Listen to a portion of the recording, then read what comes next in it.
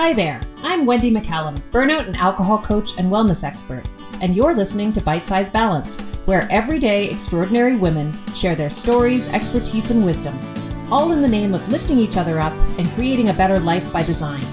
Whether it's wellness, career, relationships, food, alcohol, mindfulness, hormones, or parenting, we talk about all things women's balance.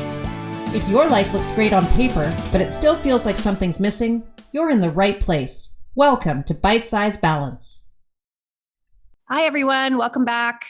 I'm really happy to be here today with my best friend, Megan, who you might remember from last season. She was on one episode that I did where I talked about my story around recurrent miscarriage. And I had her on then because she was there through all of that with me, through that 8 to 10 year period where I was going through all of that stuff. And in the course of that podcast episode, we talked about my adoption story a little bit because I have one child who is a birth child and one child who's adopted.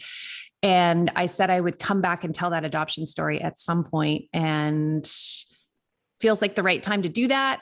And Megan felt like the right person to have here as my co-host / support human / life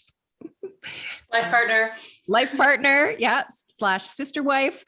So she's back. Anyway, hi, Meg. I'm so glad you're here. Hey, girl. So we're just going to do this super casual. I'm really excited because oftentimes I'm like stressed out about these podcasts. I come up with this really elaborate outline to make sure I don't miss things. And this time, all I did to prepare for this episode is I went back and I pulled out a book that I made for my son during the course of the adoption process and then after his birth. So it's kind of like his baby book, but not really, because it's focused on the adoption part of things, which means the first half of the book is almost anonymous in that everything in there was collected, assembled, and written for an unknown child, which is part of the process of adopting. And it's really weird when you're in it, but now I look back on it and it's really, really special. So that's really all I did. I went through that. I kind of reminded myself of the chronology of all of this stuff. And then I just set a bit of a goal or an intention around this episode, which is really just to share this story, because this podcast is about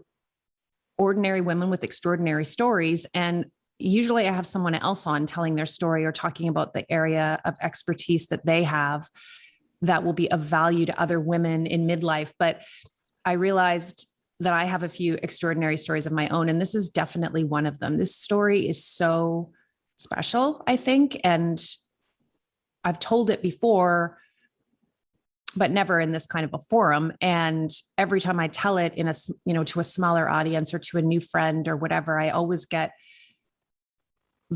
kind of this wow response. People are a bit in awe of how all of this worked out. And it is an awesome story. It's just a story of, for me anyway, how everything works out the way it's supposed to work out.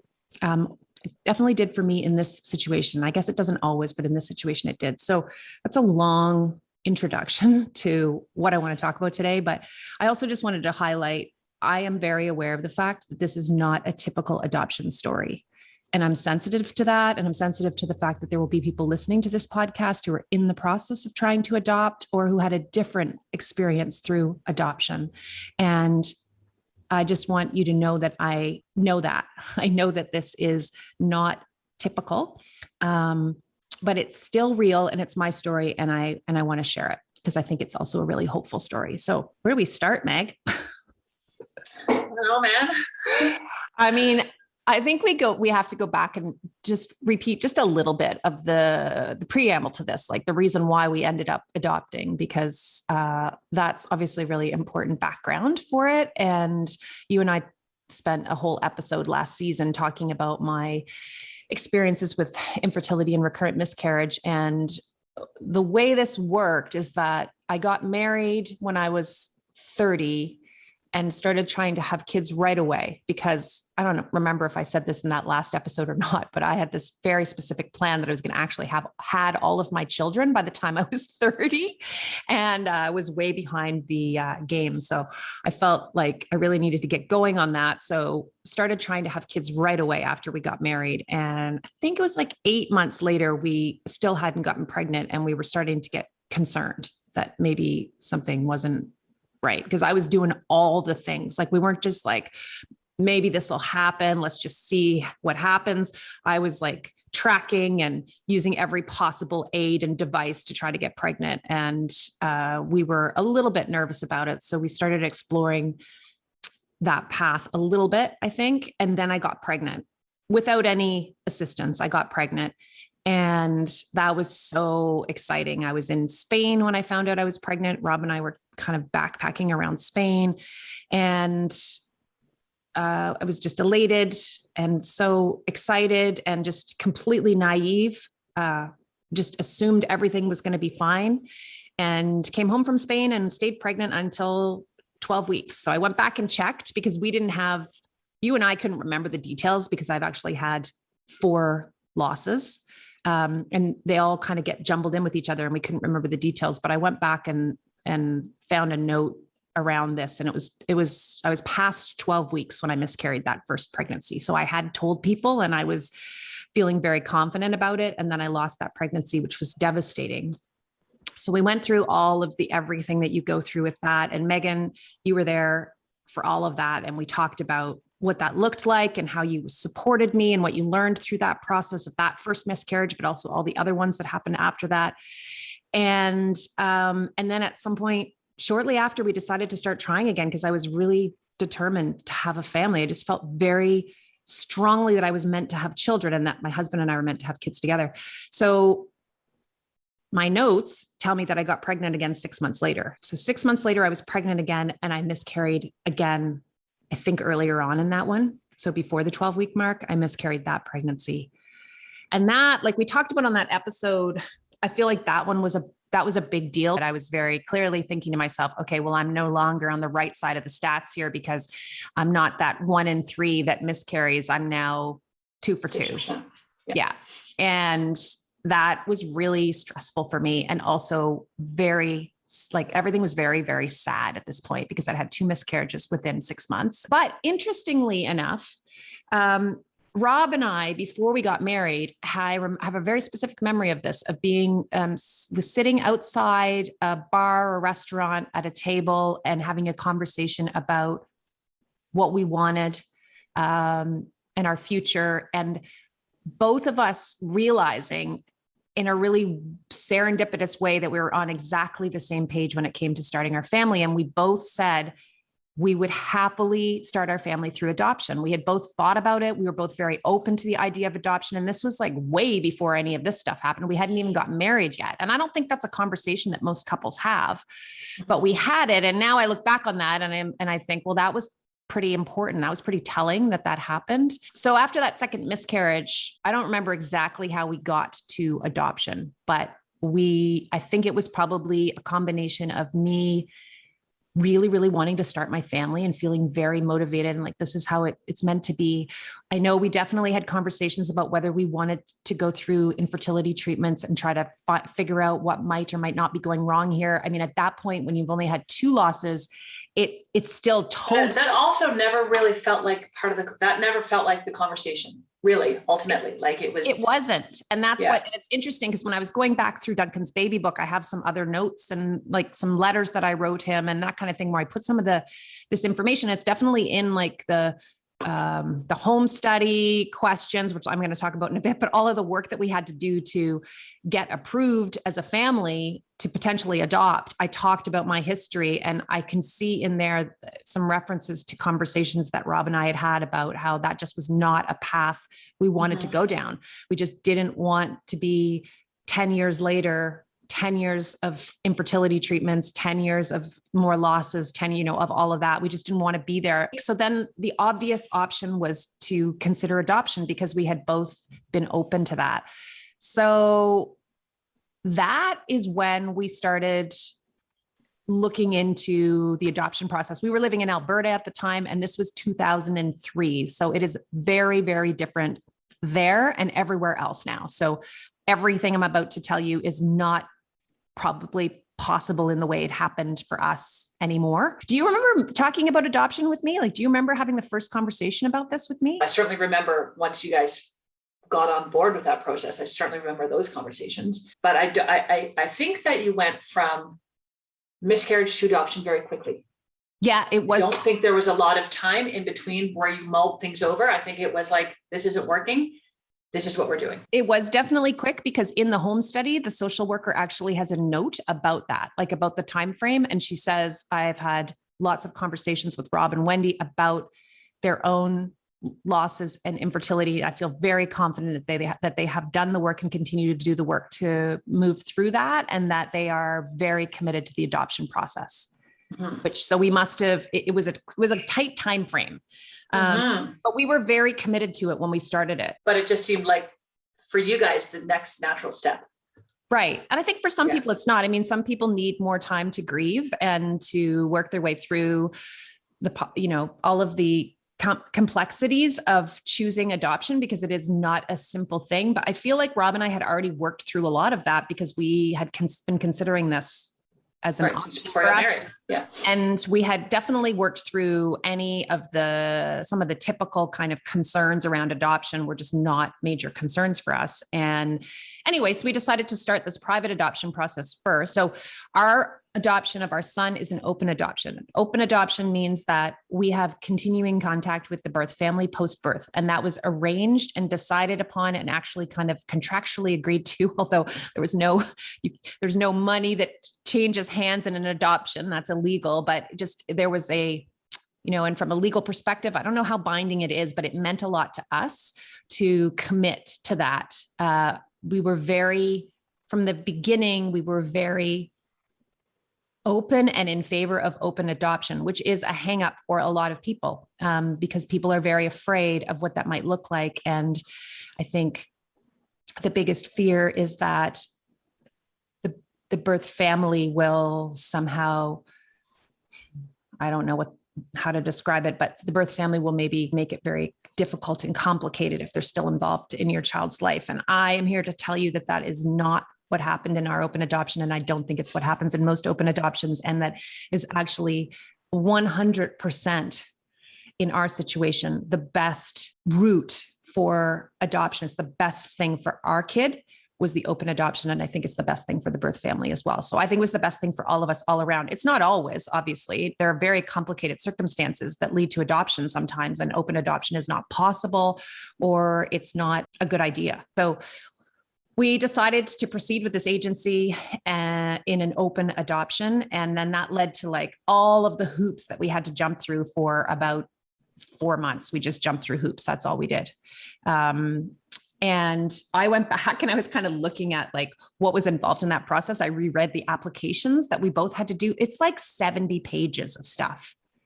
It was so much work. I mean, it was obviously totally worth it. But as you and I were reflecting on it, it's really interesting that anybody out there can have a baby, and I'm not necessarily sure that's a great thing, but, the process that adoptive parents have to go through is incredibly onerous and really, really stressful. Like when I was looking back through the application questions, I was remembering how stressful it was to answer questions like, how will you and your partner discipline your children? I mean, how many people? No one asked me and Jack those questions. Yeah. And did you guys even talk about that before the baby was born? Probably not, right? So those questions were really stressful because I was like, well, what's the right answer to this? I mean, obviously, there are some things that are not going to be the right answer, and you want to be honest. And we were completely honest in this, but at the same time, you're so worried that something that you say might be taken the wrong way, because these applications turn into what's called a home study. So it's a compilation of the application questions that you answer, which again are like very, very lengthy, and you both do them separately, and you're not supposed to consult. So there's separate sets of questions that you fill out, and then those in conjunction with the visits. So you have visits from your social worker and interviews and all this other stuff that gets compiled into something called a home study. And then the home study is available to birth moms to look at. So everything feels like it really, really matters. And you're being so careful about the word choice that you make. And I can remember you being worried about Rob was in a picture of you and Rob, who's wearing a band t-shirt, and you were wondering if you should put that picture in the scrapbook because you weren't sure if the band would influence how, who was going to choose you guys. Like it was Metallica or Nirvana or someone, you were like, oh my God, like maybe they hate Nirvana. Right. It's such a weird process. It's like you're interviewing for a job, but you don't know what the job is. Yeah. It's like, maybe they hate Nirvana and they're only hair bands and now they don't choose us. And then that's it. Right. What I have come to know, and of course it's hard to feel this in the moment, is that none of that stuff matters. And it's all part of matching with the right birth family, to be honest, all of it. You just put it all out there and you're honest and it'll work out the way it's supposed to work out with the birth family. But anyway, we went through that process and did that home study and had lots of visits from the social worker. And I remember just, and you're focused on all the dumb stuff in those visits, like, well, let me just put some cookies in the oven so it smells like I bake all the time on the weekends. And, let me clean the house from top to bottom, even though she's probably not going to leave the main floor. Like I did all of that stuff for every single social worker visit. And check your cupboards, make sure there's nothing, like if they open the cupboards, I don't want them to see, Doritos. Crap dinner. Like we got to take that out of here. And just crazy, the amount of stress that goes into those things. Of course, our social worker was lovely and she wasn't interested in any of that stuff, but you kind of cook up all of these fears because you've already been through loss. And once you have been through loss, then you are basically constantly preparing yourself for another one, or at least I was always preparing myself for it not going right. It was really hard for me to get into like, what if it goes right mode instead of what if it goes wrong mode? And I was in that all the time. Stats mindset. Yeah, exactly. And I would go back and forth on those things. It was a crazy emotional path to get to Duncan because there was so many crazy highs and so many crazy lows. Anyway, and during that process, after we got approved finally on May 2nd, according to my notes, of 2003. So that meant that we were like on the list. Which meant that now birth mothers and their support people could access our file and look at it if they so wished.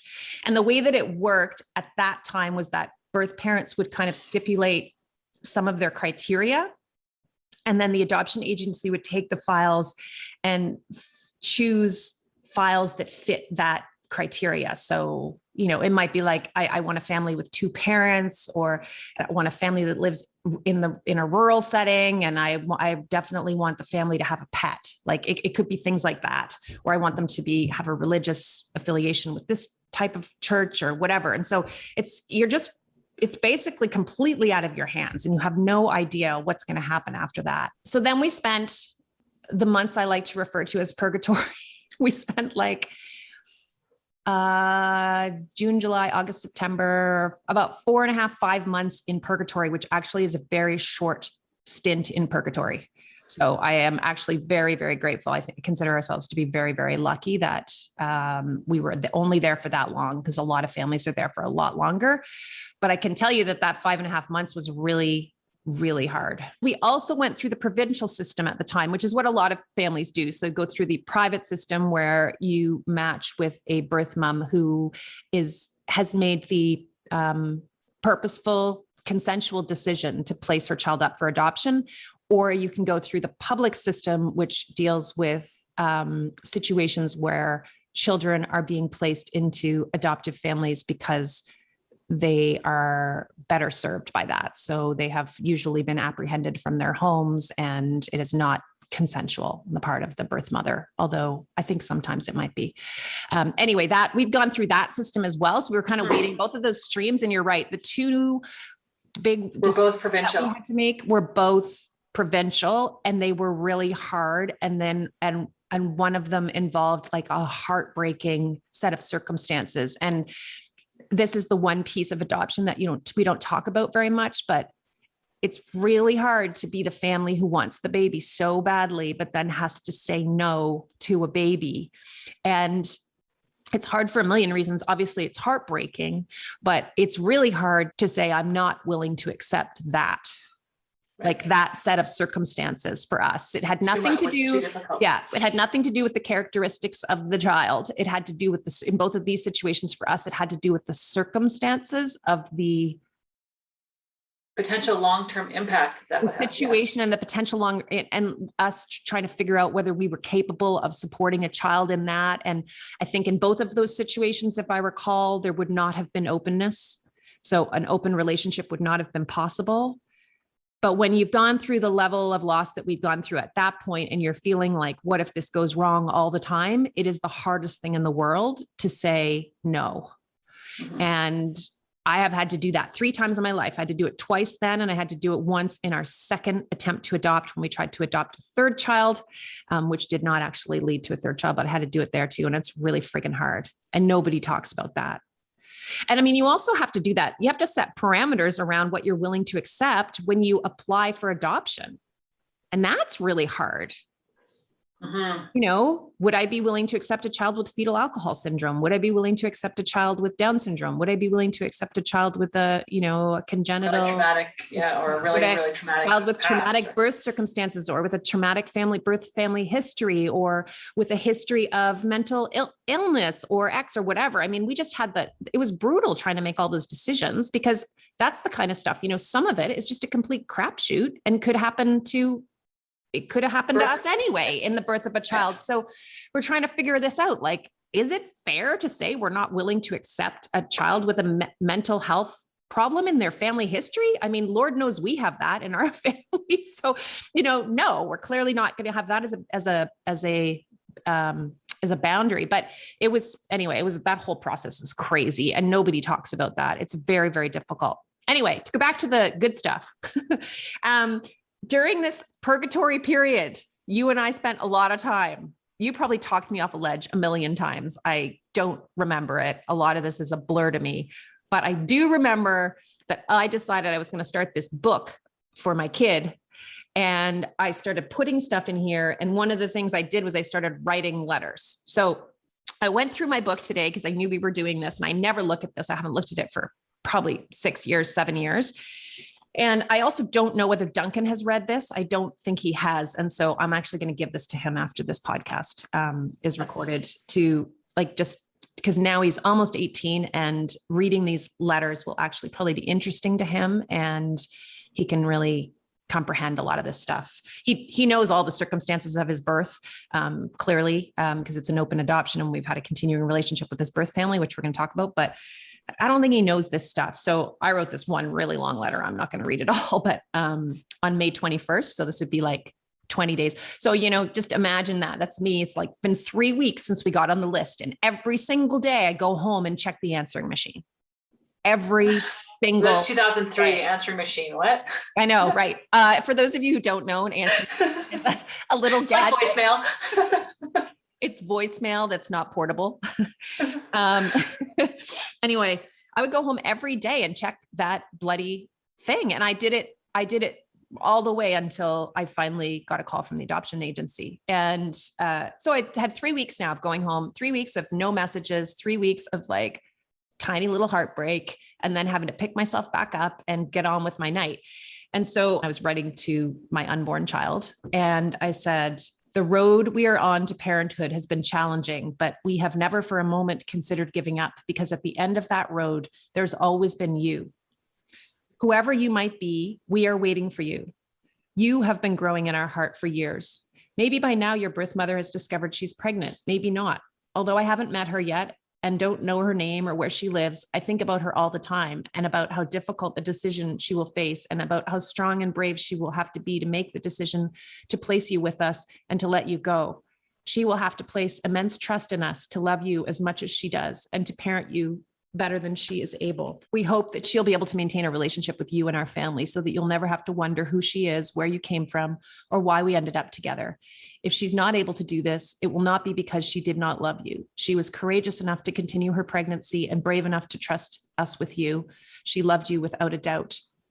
And then I go on and I'm like, I wonder what your name will be. We have a few we've been considering. This made me laugh because I said, first, I'll tell you what we're thinking of, but probably we won't choose any of these. And I had, if you're a girl, we might call you Noah or Georgia, which is interesting because my daughter's name is Georgia.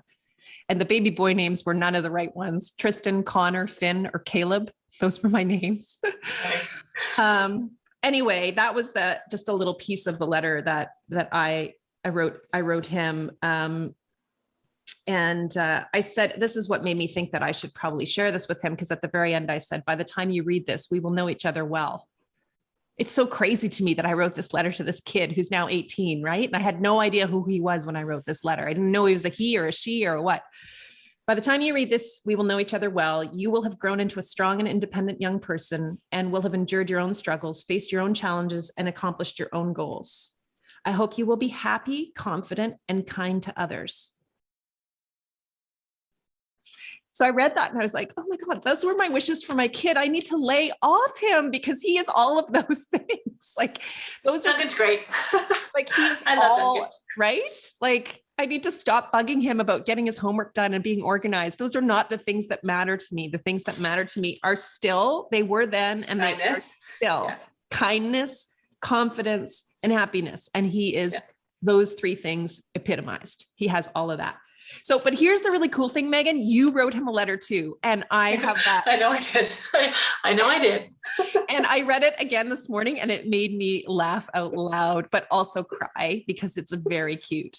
So that just sums up the feeling that we had during that period of like, maybe this will happen and it will be the best thing ever. And maybe this will never happen and it will be the worst thing ever. Like I remember going back and forth between those spaces constantly over this 5-month period.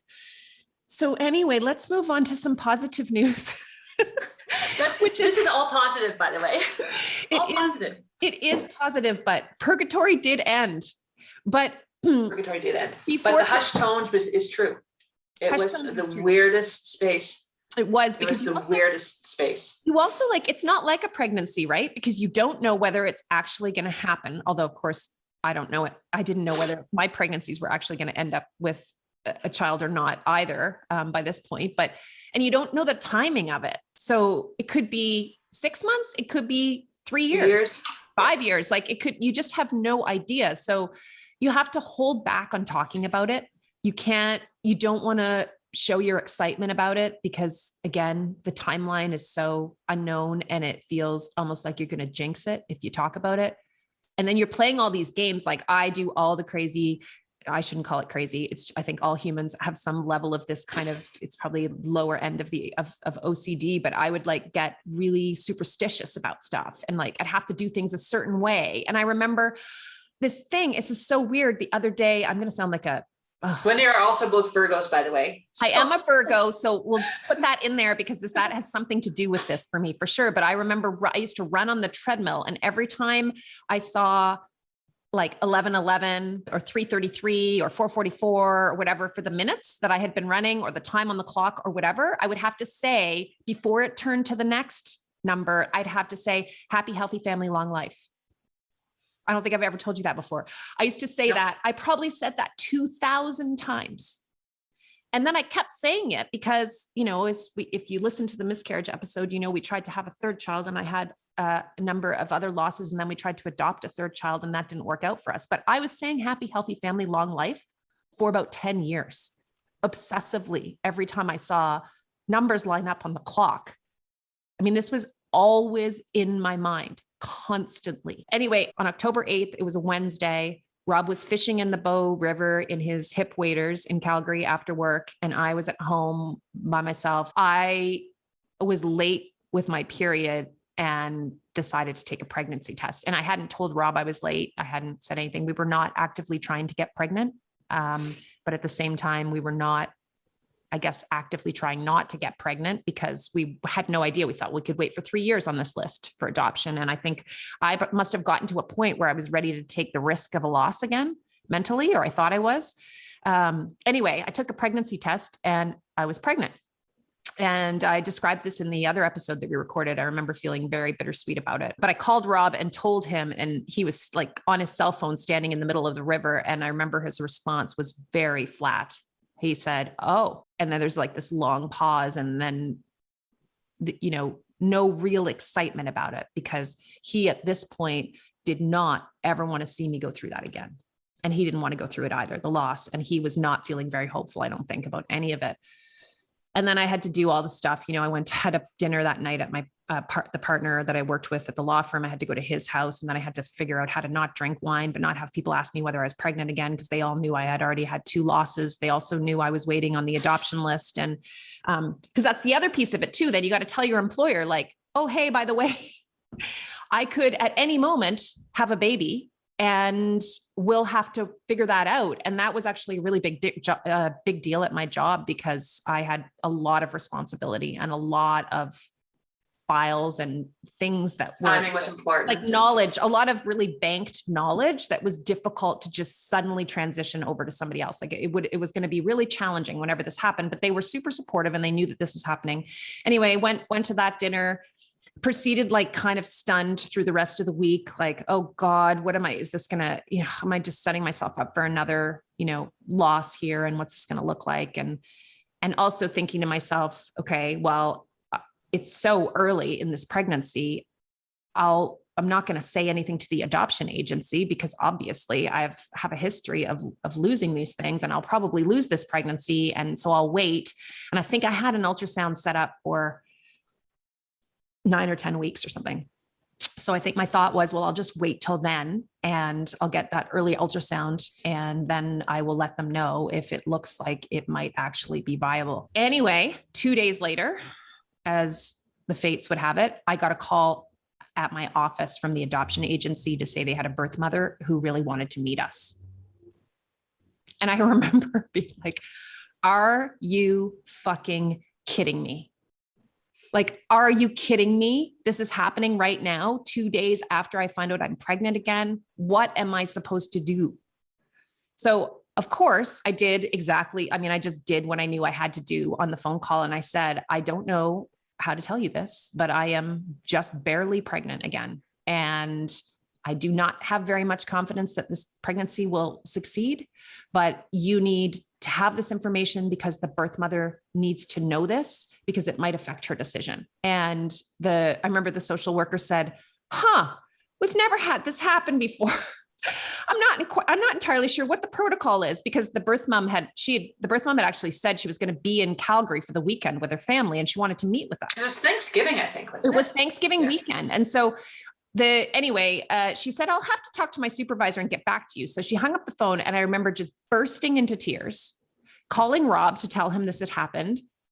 He said, I'm on my way over. He was working downtown in Calgary. He left his office and walked over, and I just sat on the floor and cried, waiting for this woman to call me back. And I was so confident that she was going to tell me that the birth mom didn't want to meet with us anymore. And the reason for that is that a lot of birth mothers in the private setting, they list their parameters too for families, right? There are things they're willing to live with and not live with, and that they're looking for in a birth family. And a lot of birth mothers are looking for a family that doesn't have children yet, or that is not ever going to have biological children, because I think there's a fear on the birth family side sometimes that a family might have different feelings for an adopted child than they do for a birth child. And they also, I think adoptive moms sometimes feel strongly that they want their child to be the first child in the family and not like the 5th child or the whatever. And that's all valid. Like I hear all of that. And at the time, that was all I could think of, was that was going to be a deal breaker for her, and she was going to walk away from this. So the social worker did call back. Rob arrived, the social worker called back, and she said, I can't tell you much right now, but I did talk to the birth mom, and she said she's going to talk to her parents about it, and they're going to decide whether they would like to still meet with you or not. And they will call you if they decide that they want to meet you. They have your direct phone number. And so then for the next 2 days, I'm waiting for a call from this person, and I have no idea if she's going to call us. And by the 12th, so 2 days later, this was on a Friday, I think. So this would have been on a Sunday. I am convinced that she is not going to call us, and we were just never going to hear from her again. And this is the moment that we did talk about in that other podcast episode we did, where I was I called you, and why don't you tell what you remember from it? So Wendy and I at the time lived a block away from each other, and our houses, the fastest way to get to our houses was through the back alley. So Wendy called and was losing it, and hard to understand, kind of losing it. And I said, I had 2 kids at the time. And I said, I'll leave Jack with the kids and I'm coming over. And I can remember running down the back alley like I was George Clooney out of The Descendants. So I'm not George Clooney and I wasn't in Hawaii, but that feeling of like frantic, I need to get there. I don't know how to get there any faster because I just left Wendy sobbing on the phone. I get to Wendy's house and things have changed. Like, she's still sobbing, but it's not frantic. Well, it's kind of frantic. It's frenetic anyway. Yeah. And I was on the phone, right? Yeah. Yeah. Yeah. I remember. So I get in the house. The vibe is certainly different from what I expected to get into. And she's on the phone with the birth family. Yeah. So I was on the phone with the birth mom and I had written on a post-it. You had to post it. I had a post-it note with a happy face on it that I had put up on the window that I think for you to see when you came around the back corner of our house, that had a happy face on it. And then when you came in, I said, like, I'm on the phone with the birth mother. And I had, probably a half an hour conversation with the birth mother. And the crazy thing about this story and about my son is that, and I firmly believe this, like we are connected. There's this Chinese, I'm going to get it wrong. I'm going to butcher it, but there's a Chinese saying, idea, philosophy, I don't know what you call it, about the idea that there is a thin red thread that connects all of the people who you're meant to be connected. Like you're connected to the people in your life through this red thread. And I talk about it all the time with Duncan, and Duncan will talk about the red thread sometimes too. Cause since he was a little boy, I've been saying to him, like, we were connected by a red thread way before you even came to be. And so many things in this story just happened in such a crazy way that I can't help but believe that that is true. And one of those things is the fact that I got on the phone with the birth mom and I said, gosh, I'm so glad you called. I was really nervous that you would not want to talk to us after you found out that I was pregnant again. And she said, no, she said, that just made that made everything right for us. She said, this is the story, and because I'd also asked her, why are you, because she said, sorry, I have to backtrack a little bit. I asked her when she was due, because I didn't have any information, right? And she said, I'm due in, I can't remember her due date, but I'm due in, this was Thanksgiving weekend. So middle of October, she said, I'm due in like a month. And I thought to myself, what? Why are you why are you matching with the birth family a month before this baby is due? Have you been thinking about keeping the baby this whole time? Are you on the fence about this? Like, this felt very risky to me. So I asked her that, like, why that she was making the decision now. And then in conjunction with the concerns that I had around, the fact that I was pregnant again. And she said, the reason why it's taken us 8 months to find you is that one of my main parameters and requirements for birth parents is that you already had a child, because I want my child to grow up with a sibling, because I grew up with a sibling and I can't imagine life without him. And that's really important to me. And so we had already gone through as a family all of these files of potential birth parents who had children already, but none of them seemed like the right fit. We just kept going through files and we couldn't find the right fit. And finally, we said to the adoption agency, give us the files of people who don't have kids yet, but who meet our other parameters. And she said they gave us 5, I think it was like 5 files maybe, that matched. And she said, I went through them independently. My dad went through them independently. And my mom went through them independently. For all of us, you were our number one choice. And she said, if you're able to have this baby, that will be the icing on the cake. Isn't that crazy? The thin red thread.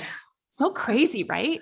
Yeah. And anyway, that was, just, we talked about all kinds of other things, and I got some information and then we hung up the phone and we made a plan to meet the next day. So they were in town for the weekend, and her and her parents were going to come over to the house the next day, and we were going to, have a coffee and get to know each other and, determine whether we were a good fit. But I do remember her saying something at the end of the call, like, I really feel like you're the right family. And I was just I just had this feeling in my heart, like this was meant to be. But of course I was still like rationally nervous about it. Right. Anyway, hung up the phone, and it was Thanksgiving Sunday for us. And we were hosting Thanksgiving and we did nothing. We had like a turkey sitting on the counter because we were just like deer in the headlights. Like, what just happened? And none of our family so Rob's parents were coming over, and his aunt and uncle, and probably maybe his cousins or something. I can't remember who else. Rob's mom and dad arrived first, and then his aunt and uncle were there. And I remember buzzing around, and you knew, like, you would have known all of this. I would have called you immediately. Like, you were there after. Actually, I was in your house after you talked after I talked to the birth mom. So anyway,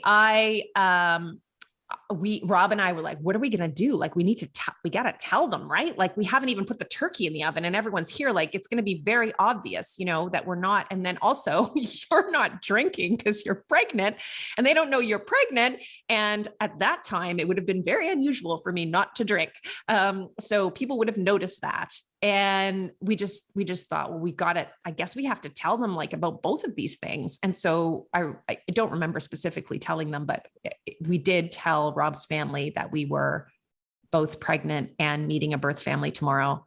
And it was just the coolest moment to tell them that. Everyone was so happy and so excited. And then they did all the work, which I had forgotten, but it was my 50th birthday a couple of weeks ago, as you know, and Rob's parents were at my birthday celebration, and we went around the table and everybody told a favorite story of me. And the story that Rob's parents told was the story of this day when I didn't have the turkey in the oven and I was running around like a chicken with my head cut off. And Rob's mom remembered that she and Rob's aunt cleaned my house from top to bottom that day. They cleaned everything up because the birth family was coming over the next day. And we were all really nervous that, they would reject us because there was a dust bunny or something under the couch. Anyway, then that led to the next day when the birth family came over, which was a pretty incredible experience. I can't even describe what it's like to have someone walk through the door pretty much 9 months pregnant with your child. It's weird. Well, it was our shared child, obviously. And it was weird for me. It must've been super weird for her, but it was really great. We met her parents. They were incredible.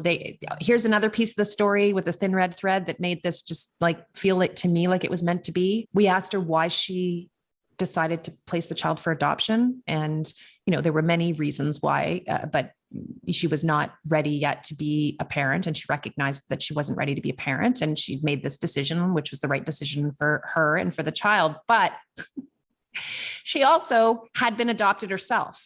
So she'd grown up in a family. She was adopted, her sibling was adopted, and she just felt like she had had such an amazing life. And she just believed in families coming together in different ways. And she had been thinking about this as a gift. And I have some incredible emails from her where she articulates this. In fact, there's one right here. I don't know if you've ever heard any of this, but she said, I know that this baby will be given all the love that a baby can possibly have. I feel that this is meant to be, and that things do happen for a reason.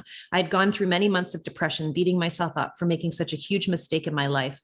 But now I know that it was not a mistake. This is a blessing. I will give someone else the gift of life. It's now amazing and uplifting to think of it that way. It makes me so happy to think about the future and our evolving relationship. Isn't that crazy? And she wasn't a kid, but she was a young adult who was able to like do that, be that clear about it, and the clarity and the poise and the generosity that she had through this whole process, which was brutally difficult for her. And this is another piece of adoption that we don't talk about very much, but that's hard to reconcile when you're on the adoptive parent side of it. It's really hard to not feel really guilty about the joy that you feel when you know somebody else who you have come to care for deeply, because we really care for her. And we, in this short period of time before Duncan's birth, visited with her a couple more times, got to know her better, and just were really so wowed by the human being that she was, and just really, really cared for her. And I remember being very torn a lot, including when we left with him. It was the hardest moment, I think. Maybe the hardest thing I've ever done was driving away with him after he was born. So she was pretty incredible. She is pretty incredible. She's still in our lives. Anyway, then we just got into the waiting game. And I remember there's some fun stuff that happened. We bought some baby stuff, which was fun because we had never done that. I had bought a couple of things the first time I was pregnant. When I got pregnant, when I went past 12 weeks, I had bought a hat and maybe a couple of cute things. I don't remember what. And I had like buried those very deeply away because I did not want to look at those. But we had nothing, and we were about to have a baby in a month. So yeah, like I remember going to the store down by McLeod and going into the baby store and looking at strollers and a whole bunch of my friends got together. I don't know if you remember that, but a bunch of my friends from work and we got together and we just kind of like divided and conquered and went out and bought like crib, the stroller, the car seat, all that stuff. And so that was really, really fun. But there's always tinged with this, like, maybe this isn't going to happen, because as much as I loved the birth family and the birth mom and trusted them, I also totally appreciate again, back to Wendy's other side of the stats. Wendy was very, very focused on the 10 days post-birth. Yeah. Because so that was a big focus for Wendy, because legally after 10 days, the birth mom could not change her mind after 10 days. So even before Duncan was born, there was a lot of focus on 10 days post-birth. Well, it's a big deal. And we know, I have very good friends of ours for whom the adoption was revoked within that 10-day period. That happened after this, but so I didn't have that in my mind at the time, like their story, but I've seen it go the other way since. And it is a very real fear and a very weird space to be in, because you bring this baby home and you care for this baby completely for the whole 10-day period in Alberta. Anyway, at the time, this was how it worked. I don't know that they do it that way everywhere anymore. But at the time, this is how it worked in the private open adoption that we were involved in. So we got all the stuff ready. And then for a month, I just played this crazy waiting game. Oh, by the way, not just with my adopted child, but with the child that I was pregnant with, which we have forgotten about through this whole story. I'm also pregnant through this whole thing. So I'm like, okay. It was November 11th that we got the call that she had gone into labor, and they didn't live in Calgary. They lived outside of Calgary. And so we had to drive a few hours to get to their hometown.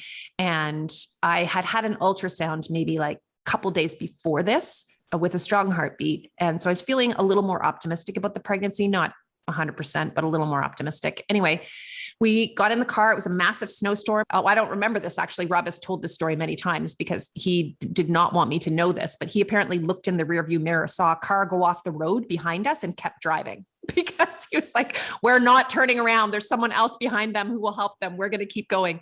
And we didn't get there. The roads were really bad and it was a long drive. We did not get there in time for the birth, but we certainly weren't ever going to be in the room for the birth or anything like that. So we got a call from Duncan's birth mom while we were driving. We're about an hour out. And I said, oh, did you just get your epidural?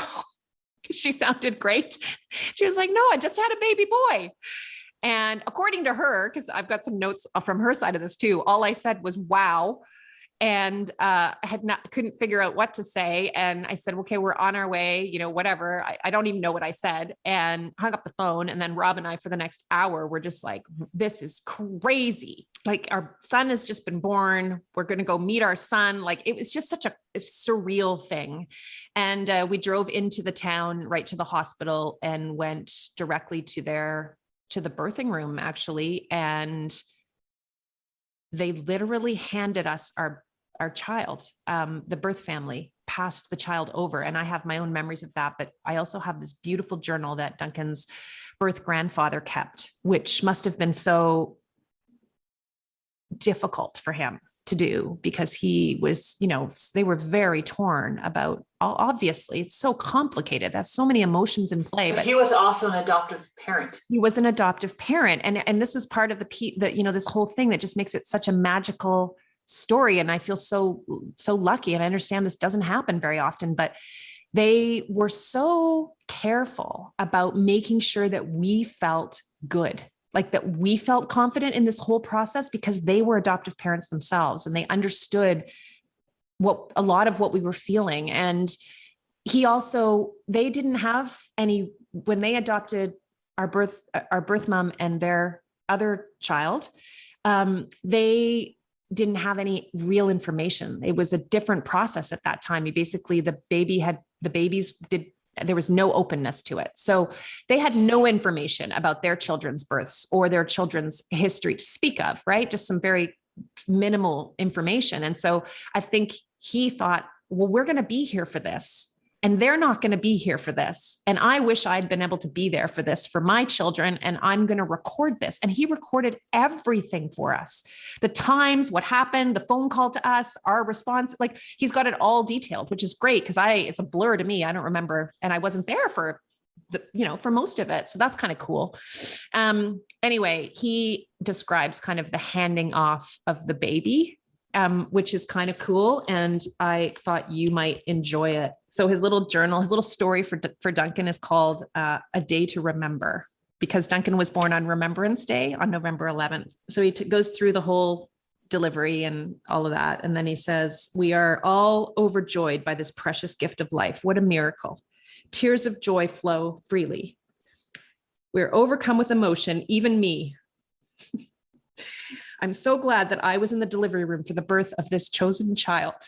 And he talks about cutting the cord and how Duncan had 10 fingers, 10 toes, beautiful pink skin, lots of blonde hair, and all the equipment. What a relief.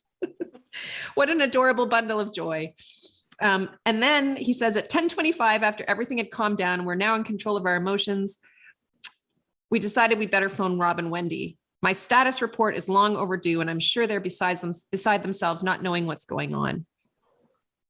My daughter is sitting up in her hospital bed and looks none the worse for wear, which is and totally relaxed and at peace, which is unbelievable, he says. And she calmly states, but with authority, I want to call them myself. And then she called us, of course. And that's when I said, oh, wow. But then he said at 12:15, Wendy and Rob, after a torturous drive through the storm, arrive at the hospital. We greet them with hugs and tears. And the moment they've long awaited for finally arrives. My wife gently places our precious child into the arms of his mother. Dad looks on in disbelief. That would be Rob. What an incredible moment. We're so proud of our daughter and the thoughtful and loving decision she's made. She's given Rob and Wendy the greatest possible gift, a true gift of love. God bless you, Duncan. And may you always be reminded of the incredible love that surrounded you on that special day. Grandpa. It's signed Grandpa, because that's the relationship that we have with them. So my son's birth grandparents have always been his grandparents, and they are also my daughter's grandparents. So the side note to this story is that I went on to have my daughter, and she was born 7 months later. So we actually have two kids who are 7 months apart, and Duncan's birth family welcomed Georgia in like she was their own granddaughter, because she is, and they have always treated her that way. And that is so amazing to us. And you remember when my kids were in primary and they had to do the family tree? You remember this thing? So they had to do a family tree, and I was a bit worked up about it. Again, Virgo, basically anticipating problems before they happen. And I was thinking, oh my God, how is Duncan going to do a family tree? This is like the dreaded adoptive parents scenario where your kid has to do a family tree. They have to like out themselves as adopted and try to explain it. And he was like, I don't know. They were really young. I think they were maybe 6, let's say. Grade 1. Yeah. Yeah. Grade 1. And, but I thought, well, I just got to go with it. So I did tell the teacher, I think I sent the teacher an email. I said, look, Duncan is adopted. He knows he's adopted. His sister knows that he's adopted. This is out there. He knows his birth family. He's proud of it. We're proud of it. But I don't know what his family tree is going to look like. And he might need a little support in the classroom when he's presenting this thing. And so meanwhile, Georgia's in another grade 1 classroom, and she has the same project to do. And the two of them do their own independent family trees. And Duncan's family tree has all of us and our parents on there. And then another branch with all of his birth family. And Georgia's looks exactly the same. And she does hers independently, but she has Duncan's birth family on there as another branch of her family tree, which I just thought was amazing.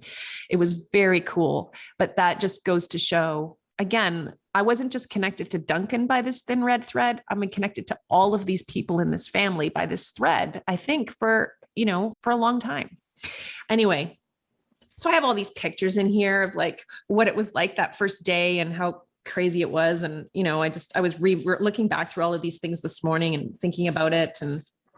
And then we have this beautiful letter from the doula that we had arranged to have there for our birth mom. And she wrote a letter for Duncan too, which was kind of cool. And she said, at the very end, she said, families are unique in their own individual way. Yours is special, Duncan. You have two moms, one who gave you life and one who will guide you through it. From what I saw, you're a lucky boy indeed, dearest Duncan. May your journey through this world be as loving and wondrous as your entry into it. And then she thanks all of us and says, thank you for letting me witness this wonderful event. This birth will always hold a special place in my heart. She was awesome. She actually ended up being at the entrustment ceremony. So there's so many other neat things to tell about this whole thing. One of which, this is kind of funny. Rob and I were reminiscing about this the other day and having a laugh. I'd completely blocked this out. But in the hospital, they gave us our own room, which it would never happen anywhere else, but it was a rural hospital and they had spare space and they were just lovely and so happy about this whole open adoption thing that was happening on their floor that they gave us our own room because our birth mom wanted to rest and was not interested in having the baby in her room. She wanted us to have him. And so we took him. So here we are. We don't know what we're doing. I am pregnant. We're in this room. We have this new baby. We're trying to figure out how to, you know, keep this thing alive for the night. And we're just, you know, it's just nuts. Obviously the level of adrenaline and cortisol, whatever, nobody slept that night. We were both just up all night. And, then the next day, the baby was able to be released before the birth mom was. And so they came when we had this big conversation about this. How's this going to work? I mean, there's lots of, you don't think about this stuff, right? Like, how's this going to work? Is she going to take him home? Are we going to take him? Like, what's this going to look like? So, we ended up deciding that, so we had planned in advance before the baby was born, we'd all decided that we wanted to have a bit of a ceremony to mark this. And so there's something called an entrustment ceremony that is done sometimes in adoptions. And our birth mom wanted to do that. And we thought it was a great idea. And so the birth family had arranged this entrustment ceremony, had found somebody to preside over this thing, and it was going to happen at their house. We just didn't know exactly when, right? Because we didn't know obviously when he was going to be born.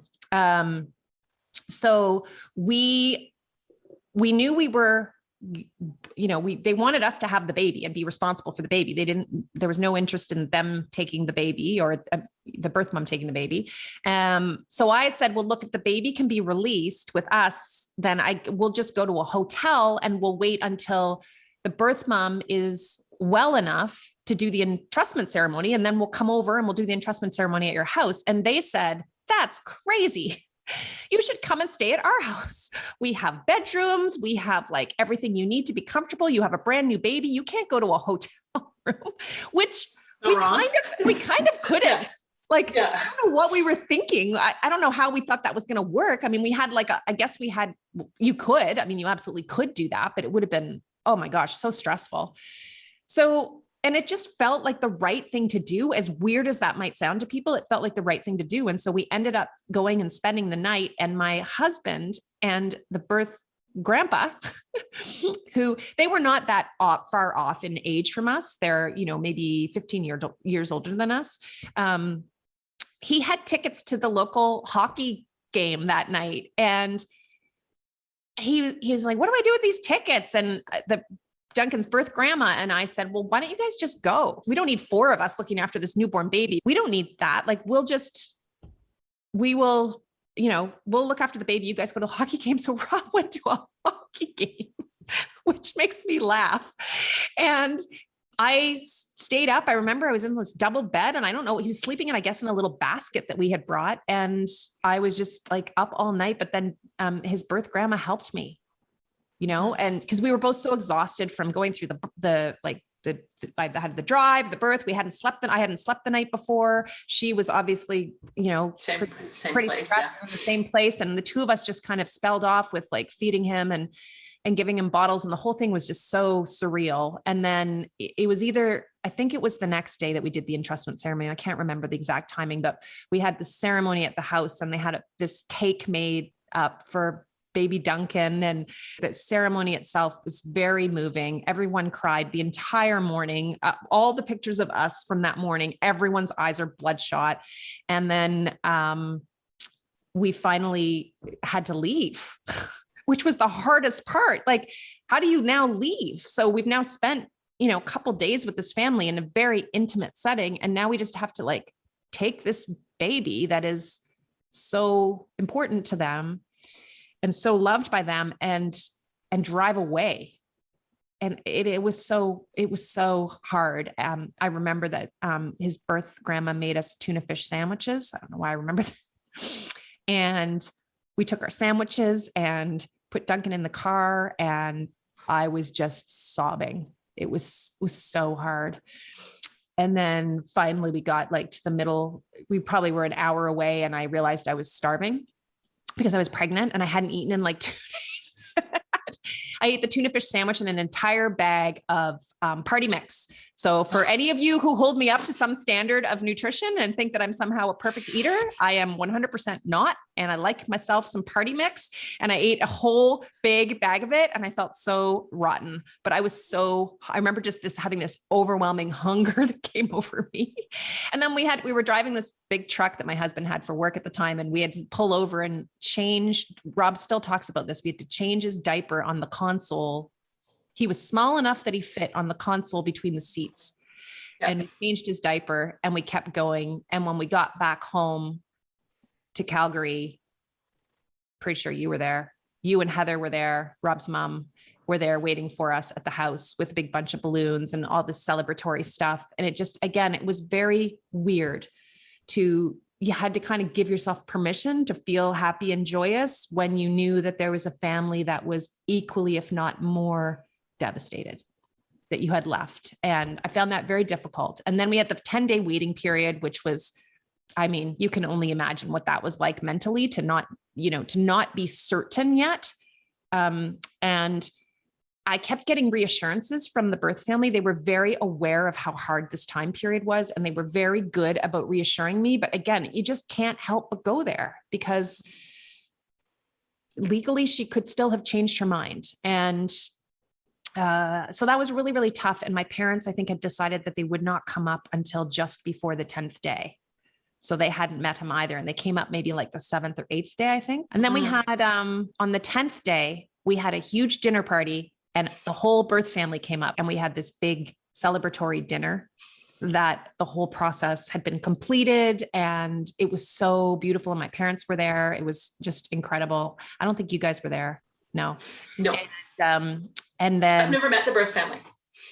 Oh, you never met them at all. Hey, no, I've got they're big in my heart. Yeah. And they know I know who they are. They know who we are, but we've never actually met. Yeah. Well, obviously we maintain anonymity, and everything that I'm sharing today, I have permission to share this story in a positive way because the birth family is obviously very pro adoption and open adoption. And, but I am very careful to maintain anonymity and their own privacy in this. Anyway, so that was the 10th day. And then, then it was like, okay, you've got this baby boy. And by the 10th day was probably pretty I guess I wasn't quite at 12 weeks with my own pregnancy, but like a few weeks after that, I was past the 12-week mark. I'd had my nuchal ultrasound. Everything looked great with the pregnancy. And I had actually gotten to a point where I was believing that I was going to maybe have another baby in 7 months. Cause up until that point, I wasn't thinking about it very much. And I mean, probably one of the blessings in the timing of this adoption thing was that it just distracted me from the pregnancy. I just didn't have to think about it. And be my usual super nervous self, although of course I did think about it. And then we proceeded through the next however many months until the formal adoption, because you have to do like a legal courtroom adoption, and there's a time period that has to elapse and some stuff that has to happen before that can happen. I think it happened in the summer for us after that. But we really felt we were very confident in our relationship with him and our relationship with the birth family, and really weren't nervous about anything changing. That was just really a formality at that point. And then Georgia was born in June, and I had a 7-month-old and a brand new baby. And the birth family, like I said, they came up and celebrated honestly, I don't think Georgia was more than a week or so old before they were up to visit her, which was great. And we continued to have a lot of interaction with the birth mom for the first couple of years of Duncan's life.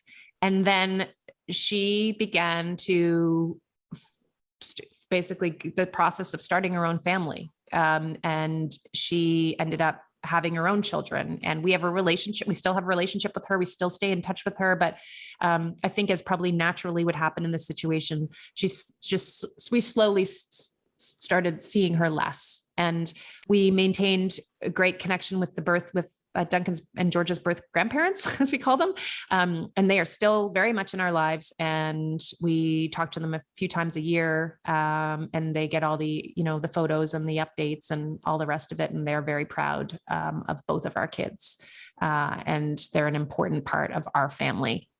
So that, I think, is the main stuff. Oh, you know what I forgot to say? This funny story I was going to tell about the hospital is that before we could leave with the baby, we had to watch a video called Don't Shake the Baby. And I forgot all about it until Rob reminded me of it. And of course, there's nothing funny about shaking a baby. I don't want to be seen to be making light of this, but you tell me one family of a birth child who had to watch a video. I was going to say, I have 3 birth kids. I have never watched Don't Shake the Baby. Yeah. Yeah. Rob still laughs about Don't Shake the Baby. And I'd kind of blocked it out of my mind anyway. I mean, just a lot of weird hoops that you have. That is weird. Right. But would I change one single tiny bit of this whole story? No, I wouldn't. And those 2 situations that I was talking about earlier, where I made we made the very difficult decision to say no to a potential placement. Obviously those were the right choices for us and for those children. And now I have no regrets. And I just feel very strongly that all of these things happened the way they were supposed to happen. And that, being honest in our application and being honest with the adoption agency when they called and telling them I was pregnant and all of that stuff, it was all as it should be. And we might have ended up somewhere else if I hadn't been honest. And that would have been terrible. We would have ended up not with this child. No Duncan, right? Who is really, that would have been terrible. Yeah. Meant to be our child. So yeah. Anyways, so that's kind of the story of the adoption. And I just wanted to highlight a couple things. One is this was tremendously difficult for Duncan's birth mom. So I don't want it to sound as though this was really easy for her, because it wasn't. It was incredibly challenging for her. And we had to give her space a lot in the first couple of years, which we were very happy to give her. It made us obviously we were brokenhearted that she was brokenhearted. She is, has this really lovely, successful life and family now, and she's very happy. And we are still in contact with her. And occasionally Duncan will have a question and I'll email her and ask her, for some information. And she's always there for him. And she's very proud of him. And I know that he's never going to wonder whether he was wanted. He's just never going to have those questions because of the openness of the adoption, which I think is amazing. By the way, we don't have a relationship with his birth father. So we know who he is, but he wasn't interested in being involved. He was supportive, but not interested in being involved, which I don't judge him at all for that. But that is something that for me as the mom of Duncan has been a difficult thing to reconcile. At this point, it seems to cause me more stress than it does Duncan, but I wish we had the same openness I wish he knew his birth dad. But he knows enough, So anyway, that's the story. What'd you learn through all of this? That I love Duncan. Number one, Duncan is the best boy. That's for sure. I learned that, support, it's easy to give when you love the person that you're giving it to. Yeah. So I learned that. I mean, I think I knew that, but that adoption's awesome.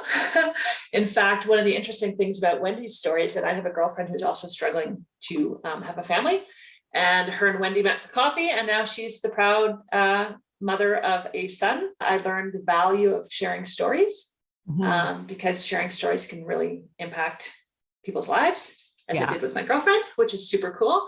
I agree with all of that. I think, and one of the reasons I wanted to do this episode is because I want to normalize the conversation around open adoption, because there's a lot of fear associated with it. But as with most fear, I think it's based on unknowns, just lack of knowledge. Yeah.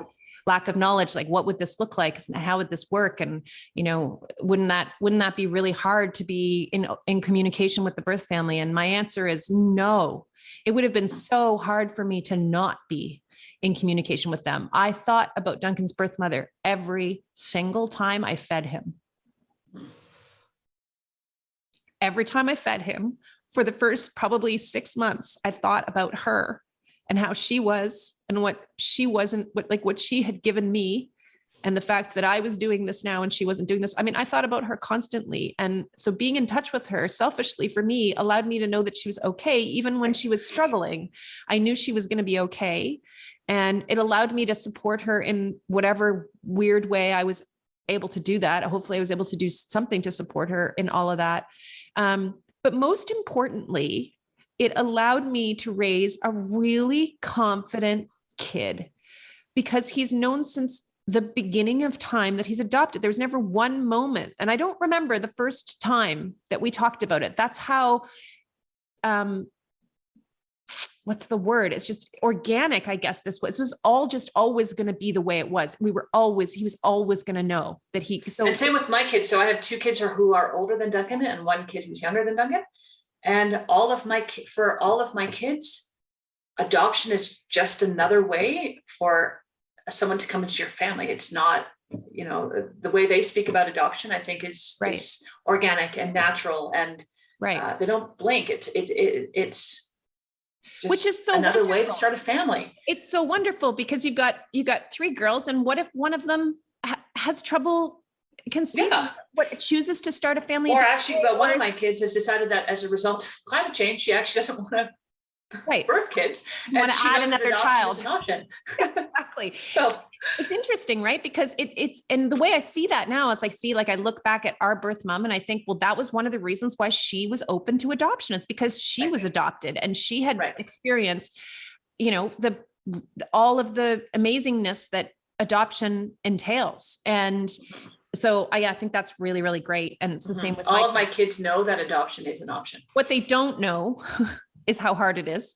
And that, I don't want to gloss over that with this podcast, because I had, by all, this particular experience with adoption was very easy. I'm putting that in air quotes, compared to what some people have to go through in adoption. So I am well aware of that. And we did try to adopt a 3rd child after I miscarried another couple of times after Georgia was born. We tried to adopt a 3rd child through the public system here in Nova Scotia. We were in that system for a few years waiting to adopt. It was very hard and very heartbreaking, but we finally had to take our names off the list because it was clear to me that we were not going to get placed with a child anytime soon that would be a good fit for our family. And we were not looking to adopt a baby, but it just was not in the cards for us. And that was, as you know, because you were there for that, it was pretty devastating when I made that decision with it really was me who had to make the decision. Rob had already made it. He was there. That was very, very hard for me to make that decision and to come to terms with it. And my kids were 5 and they knew that this was all happening and that we were hoping to adopt another child. They had to be interviewed by social services. So, we took a big risk because we had to open their hearts up to this too. And in particular, my daughter was very excited about this and pretty sad when it didn't happen. So that was tough. So it's not always it's not always roses and unicorns and whatever. And this one wasn't either. Again, I said that there was lots of really tough stuff. And I like to highlight the positive stuff, because that at the end of the day, this turned out exactly the way I couldn't have asked for anything different. It's just so great. We're very, very lucky, but there also were some really, really tough moments, lots of which I have not included because they are private. I wanted to close with this little poem, which I have in my book, and I found it today and I was like, oh, this is such a great little poem.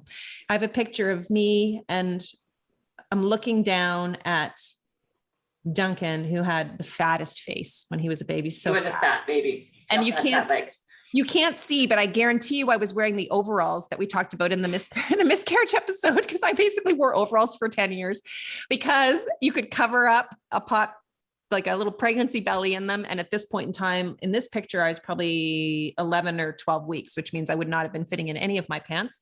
But I'm looking down and Duncan is looking right up into my eyes. And Rob is kissing the top of Duncan's head. And the poem says, this is not my poem. It's an anonymous poem. I don't know who wrote it. I love it though. It says, not flesh of my flesh, nor bone of my bone, but still miraculously my own. Never forget for a single minute, you didn't grow under my heart, but in it. So that's my adoption story. And now I'm going to go wipe away my tears and keep working. And kiss your huge kid. I'm going to go kiss my huge kid who's coming home from school in the car that he now owns and drives, and is going to be 18 in a couple of months. I'm going to go kiss him, and I'm going to pass this book of memories, including your letter, Megan, on to him. Very good. Another little thing I just thought of as I was going through this book, something I forgot to mention is that when we brought Duncan home for Christmas that year, so he would have just been 6 weeks old-ish. And I was a few months pregnant by this point with Georgia. So like visibly pregnant. It was the first time that he'd been back to Halifax, and all of my family was there together. And my sister was pregnant with her first child at the time. And we were all collected together. And, my parents helped take care of Duncan. And I have all of these notes from my mom and my dad, like Post-it notes where we would track who'd fed him last, when he was last changed and fed. And then you would just add to the list when it was your turn. And those are so special now that my dad's gone. Yeah, and there's one that I noticed with my dad's handwriting on the top that says keep. Anyways, it's in my book. And that's pretty cool. And then I also have the report cards that you did for me when you looked after Duncan on Wednesdays for me when I went back to work. Yes, I did. So because was the crazy type A person that I was, and in a career that was leading to burnout, even though at the time I couldn't identify that, I decided I had to go back to work one day a week until Georgia was born, because there was stuff that just I needed to be there for. And so I started going back to work on Wednesdays, and Megan would take Duncan and look after him along with her two girls. And when I was pregnant, you were pregnant with another one. So Megan would take him, and then she would give me write up a little report card for him every day, which was pretty special. So I get these little report cards about how he did and how many times he pooped and what he did. What he ate, beefaroni, probably not. Anyways, I have all of those in here as well, which is pretty cool. So thank you for being here today and for being just helping me tell the story, Megan. It's a weird thing to talk to yourself on a podcast about something like this. So thank you for being there for me. Thank you for being there for Duncan. Thank you for loving him the way that you love him. And I'm going to have you back at some point. We're going to talk about empty nester syndrome, because that's where we are. That's going to be around something. The corner. Yeah, that's the next. We're going to need our Kleenexes for that one probably too, but I'm looking forward to that, because you've got two girls who are gone to university, and your last, Kate, is about to leave when mine leave at the end of next year. So we will be empty nesters together come next September, a year from now, which will be happy and sad. Happy and sad. Happy and sad. All right. Thanks, Meg. Talk to you soon. Love you. Okay. Bye. You've been listening to Bite Size Balance with your host, Wendy McCallum. As a burnout and balance coach, I help busy high achievers like you create a more balanced, joyful life. Ready to create a life you don't want to escape from? Download your free Blueprint for Change now. This incredible workbook includes some of my favorite coaching tools and will help you get clear on what you need more and less of in your life. Grab it at www.wendymccallum.com/blueprint. That's www.wendymccallum.com/blueprint.